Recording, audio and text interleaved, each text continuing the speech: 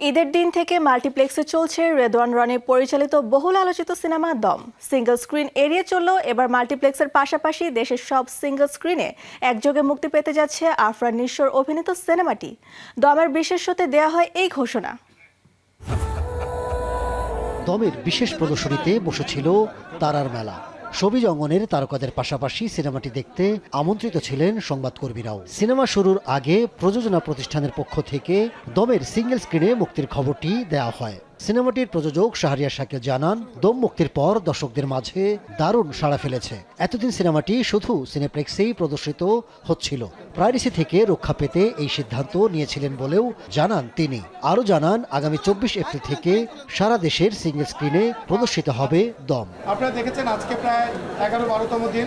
এখন পর্যন্ত খুব সুন্দরভাবে আমার মনে হয় না যে আমরা সোশ্যাল মিডিয়াতে ছোট কোনো ক্লিপও দেখেছি, কারণ সেই ক্লিপটাও যদি এসে থাকে ভুলবশত কেউ করে থাকে, সেটাও আমাদের পাইরেসি এজেন্সি আছে, তারা সেটা টেক কেয়ার করছে। সিনেমার মুখ্য চরিত্রে অভিনয় করেছেন আফরান নিশো, তার বিপরীতে রয়েছেন পূজা চেরি। বিশেষ চরিত্রে হাজির হয়েছেন চঞ্চল চৌধুরী। সবাই খুব খুশি, ভালো লাগছে। একটা সিনেমা করলে সবাই যখন সেটা দেখে পছন্দ করে এবং সেটা করছে, এইটাই ভালো লাগা, খুব ভালো লাগা। এটা একটা কালেকটিভ আর্ট ওয়ার্ক।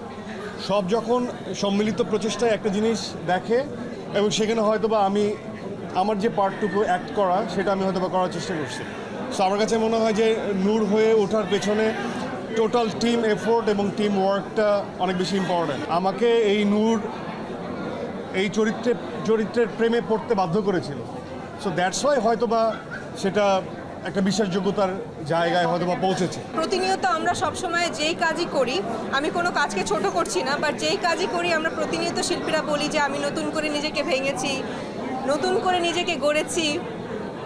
এটা আসলে তখন সিনেমা হলে গিয়ে আমরা সেই প্রুফটা পাই না, বাট দম দেখার পরে এই প্রুফটা আসলে সবাই পেয়ে গেছে। তো খুব ভালো লাগছে, আমি অনেক বেশি কৃতজ্ঞ আপনাদের কাছে। প্রদর্শনী শেষে দম নিয়ে আগতদের কণ্ঠে শোনা যায় মুগ্ধতার কথা। পূজা চেরি ওয়াজ এক্সেলেন্ট, নিশো ভীষণ ভালো, আর চঞ্চলের কথা তো নতুন করে বলার কিছু নেই। সবকিছু মিলে খুব দারুণ একটা সিনেমা। দম বন্ধ করে আমরা আসলে ছবিটা দেখেছি। আর সবচেয়ে বড় ব্যাপার হলো যে এটা একটা ট্রু স্টোরি।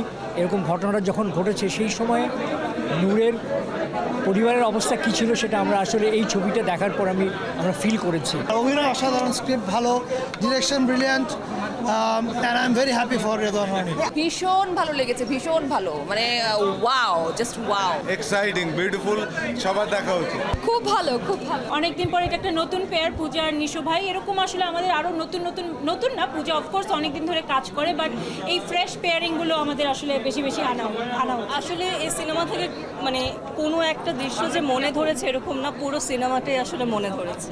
সত্য ঘটনার অনুপ্রেরণায় অস্তিত্ব রক্ষার লড়াই নিয়ে তৈরি হয়েছে সিনেমা দম।